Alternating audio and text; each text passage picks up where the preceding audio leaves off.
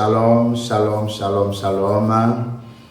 Nous sommes encore une fois à notre rendez-vous de chaque semaine. Notez-le bien, une fois par semaine, nous nous retrouvons autour de questions concernant la vie de tous les jours. Ce n'est pas un rendez-vous pour traiter la parole de Dieu dans ces aspects que vous connaissez, dans ces aspects traditionnels qui sont aussi importants, mais là nous voulons mettre l'accent juste sur les rapports humains, la vie de tous les jours et n'est-ce pas, toujours nous appuyant sur la parole de Dieu. Et le thème de ce jour est « Ne sois pas idolâtre ». Ne sois pas idolâtre. L'idolâtrie, pas dans le sens où elle s'entend de l'adoration de bois, de coups d'eau, de tout ce qui n'est pas Dieu, mais l'idolâtrie peut prendre toute autre forme et il y a beaucoup d'idolâtres dans ce monde.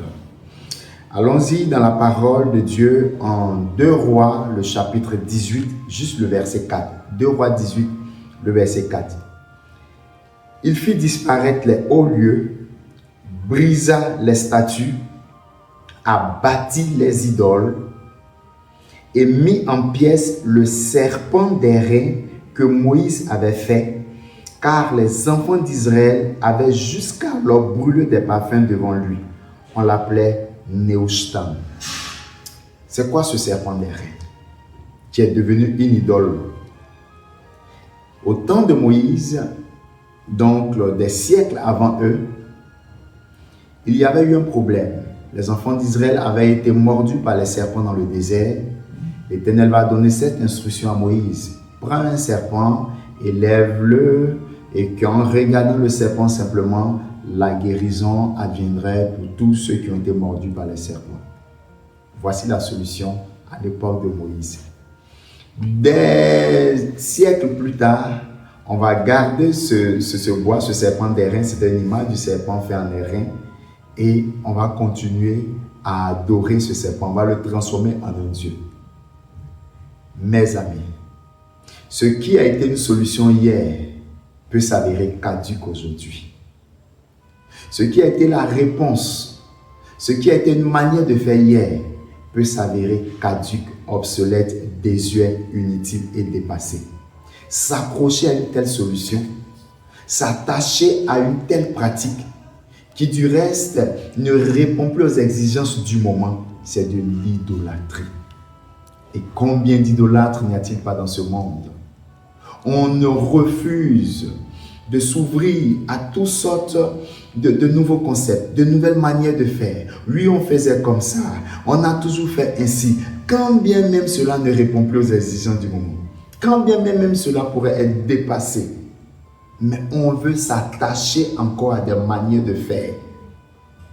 On veut s'attacher encore même à des concepts. Même les concepts ont évolué. Dans ce monde aujourd'hui, à quoi ramène le socialisme, le libéralisme? Mais il y a des réalités qui permettent d'adapter, de réécrire, de réinventer des concepts et de les adapter aux exigences de l'heure. Il y a des hommes qui ont été des héros pour une certaine époque, pour leur nation. Mais ils sont dépassés aujourd'hui. Ne devenons pas idolâtres. Ce n'est pas très pointu que de s'attacher à des choses qui sont caduques. Quand bien même ces choses ont eu leur temps de gloire, quand bien même ces manières de faire ont répondu aux problèmes d'antan. Mais est-ce qu'aujourd'hui, cette manière de gérer, cette manière de faire, il faut s'y attacher coûte que coûte? C'est de l'idolâtrie. C'est de l'idolâtrie.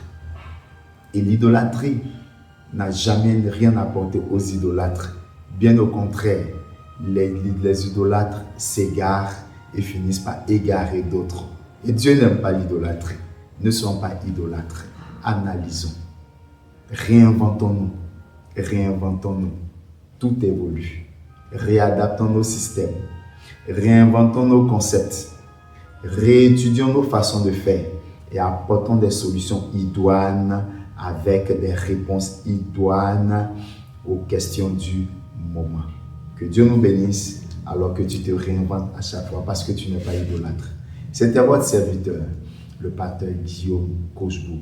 À la fois prochaine par la grâce de Dieu.